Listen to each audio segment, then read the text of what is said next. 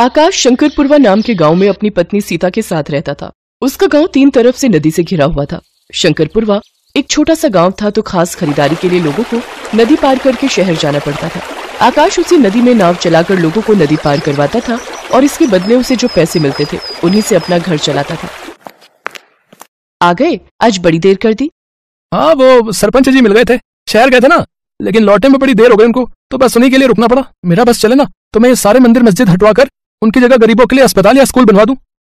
देखिए, हर चीज की अपनी जरूरत होती है। कोई आपके घर कोई स्कूल बना दे तो कैसा लगेगा आपको? अरे हम तो इंसान हैं, ये घर हमारी जरूरत है, लेकिन अगर तुम्हारे भगवान इतने ही बड़े हैं तो उन्हें इस सब की क्या जरूरत है? जरा समझाओ मुझे। अरे ये क्या बात हुई? माना कि भगवान को इन सब की जरूरत नहीं, पर उनके बहाने भंडारे में खाना तो गरीबों को भी मिलेगा ना। हाँ, यही तो मैं कह रहा हूँ ना। अरे मदद करनी है तो खुलकर करो ना, ये भगवान का नाम लेकर ढोंग ढकोसले करने की क्या जरूरत है? ओहो, मुझे माफ करो, आपसे बहस करना मेरे बस की बात नहीं है। अब मैं तो जा रही हूँ। कहाँ जा रही हो? अपने भगवान जी के पास, उनकी पूजा करने। असल में आकाश एक नास्तिक था, उसे भगवान में बिल्कुल भी विश्वास नहीं था, जबकि उसकी पत्नी सीता भगवान शिव की बहुत बड़ी भक्त थी। आकाश को पूजा पाठ और उससे जुड़ी हर चीज से चिढ़ थी। उसे ये सब ढकोसला लगता था, इसीलिए उसने अपने घर के अंदर सीता के लाख कहने पर भी भगवान का मंदिर नहीं बनने दिया। हार मानकर सीता ने घर के बाहर एक बरगद के पेड़ के नीचे भगवान शिव की मूर्ति स्थापित कर ली थी और हर रोज वहीं जाकर वो उनकी पूजा किया करती थी। आकाश दिल का बुरा नहीं था, मगर उसे भगवान पर बिल्कुल विश्वास नहीं था और इस मामले में वो किसी की बात नहीं सुनता था। फिर अगली सुबह, अरे आकाश भैया, घर में हो क्या? हाँ भाई, बस अभी आया। बोलो, नदी के किस तरफ जाना है? नहीं भैया, हम नदी पार करने नहीं आए, बल्कि चंदा लेने आए हैं। गांव में हर किसी ने चंदा दिया है, बस आप ही रह गए हो। सीता पीछे खड़ी सब सुन रही थी। वो जानती थी कि आकाश उन्हें भंडारे के नाम पर तो फूटी कौड़ी भी नहीं देने वाला, और हुआ भी ठीक वैसा ही। एक बात बताओ भैया, अगर भगवान के नाम पर भंडारा कर रहे हो तो जाकर भगवान से क्यों नहीं मांग लेते चंदा? हमसे क्यों मांग रहे हो? और अगर हमसे मांग रहे हो तो फिर भगवान के नाम पर क्यों करा रहे हो भंडारा? ओहो, इससे तो बात करना ही बेकार है, नास्तिक कहीं का। चलो यहाँ से, ये कुछ नहीं देगा।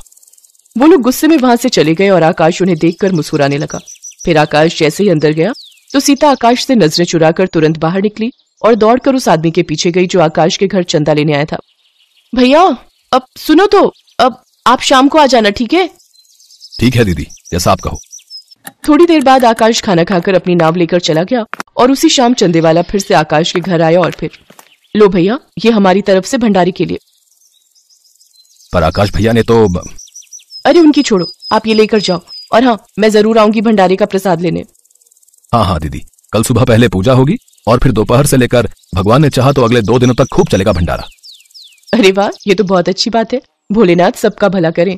सीता के पास पैसे तो नहीं थे, लेकिन उसने अपने घर का आधा राशन उस आदमी को भंडारे के लिए दे दिया था। उधर नदी पर आकाश लोगों के आने का इंतजार कर रहा था। काफी देर बाद भी लोग तो नहीं आए, पर आसमान में काले बादल घिराए। फिर कुछ ही देर में बहुत तेज बारिश होने लगी। देखते ही देखते बारिश इतनी तेज हो गई कि आकाश को अपनी नाव चलाकर एक पेड़ के नीचे आना पड़ा। आकाश ने अब तक इतनी तेज बारिश कभी नहीं देखी थी। धीरे धीरे नदी में पानी का स्तर बढ़ने लगा और फिर वही पानी गांव के अंदर घुसने लगा। आकाश समझ गया इस बार की बारिश कहर बरसाने वाली है। उसे सीता की चिंता हुई। वो फौरन अपनी नाव चलाकर अपने घर पहुंचा। उसने देखा कि सीता घुटनों तक पानी में खड़ी थी। उसके हाथ में बस एक थैला था जिसमें कुछ पैसे और जरूरी चीजें थी। आकाश ने फौरन सीता को नाव में बिठाया और फिर कोई सुरक्षित जगह तलाशने लगा।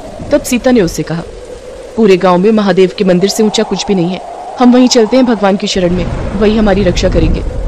ठीक है, मैं तुम्हें वहीं छोड़ देता हूँ। छोड़ देता हूँ मतलब? आप कहाँ जाओगे?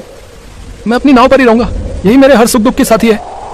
आकाश कभी मंदिर के अंदर नहीं गया था और अब भी नहीं जाने वाला था, इसीलिए उसने सीता को मंदिर के चबूतरे पर ही उतार दिया और खुद नाव में ही बैठा रहा। सीता उसे गुस्से में देखकर मंदिर के अंदर चली गई। फिर आकाश ने देखा कि गांव के ज्यादातर घर बाढ़ के पानी में आधे डूब चुके थे और बाढ़ का पानी मंदिर के चबूतरे तक भी पहुंचने लगा था।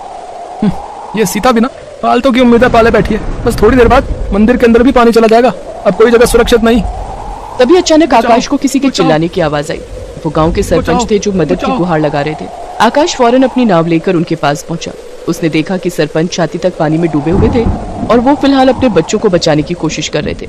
आकाश ने जल्दी से उन सबको अपनी नाव में बिठाया और उन्हें भी मंदिर के चबूतरे पर छोड़ दिया और आखिर में थक हार कर मंदिर के बाहर अपनी नाव में ही लेट गया। मंदिर के अंदर सभी आकाश की तारीफ कर रहे थे, लेकिन वो ये देखकर भी हैरान थे कि आकाश बारिश में भीगने को तैयार था, लेकिन मंदिर के अंदर आने को तैयार नहीं था।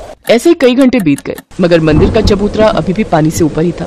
फिर आकाश ने देखा कि मंदिर के अंदर से तो तेज धुआं निकल रहा है। ये देखकर आकाश घबरा गया। अरे क्या हुआ? अंदर आग लग गई क्या? अरे नहीं पगले, मंदिर के पीछे वाले आंगन में खाना बन रहा है सबके लिए।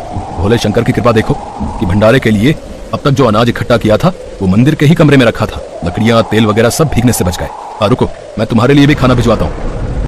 सभी लोग मंदिर के अंदर आराम से खाना खा रहे थे। उन्हें खाते देखकर आकाश का पेट भी आवाजें करने लगा था, तो उसने इस बार कोई नखरा नहीं दिखाया और जब उसके लिए मंदिर से बना खाना लाया गया तो उसने चुपचाप खा लिया।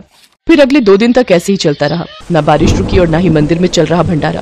फिर जब बारिश रुकी और बाढ़ का पानी भी उतर गया तो मंदिर की चौखट देखकर आकाश को अपनी आंखों पर यकीन ही नहीं हुआ। उसने देखा कि मंदिर जमीन से करीब 10 फीट ऊपर की तरफ उठ गया था। यही वो पल था जब आकाश को भगवान शिव की महिमा का ज्ञान हुआ। असल में उन्होंने इस भयंकर बारिश से अपने भक्तों की रक्षा की थी और उनका मंदिर सबका तारणहार बन गया था। आकाश फौरन अपनी नाव से उतरा और सीधा मंदिर के अंदर गया। भगवान शिव के सामने हाथ जोड़कर रोने लगा। उसे इस तरह से रोते देखकर हर कोई खुश था और सबसे ज्यादा खुशी तो सीता को हो रही थी, क्योंकि आखिरकार आकाश को वो बात समझ आ गई जो वो उसे जाने कब से समझाने की कोशिश कर रही थी।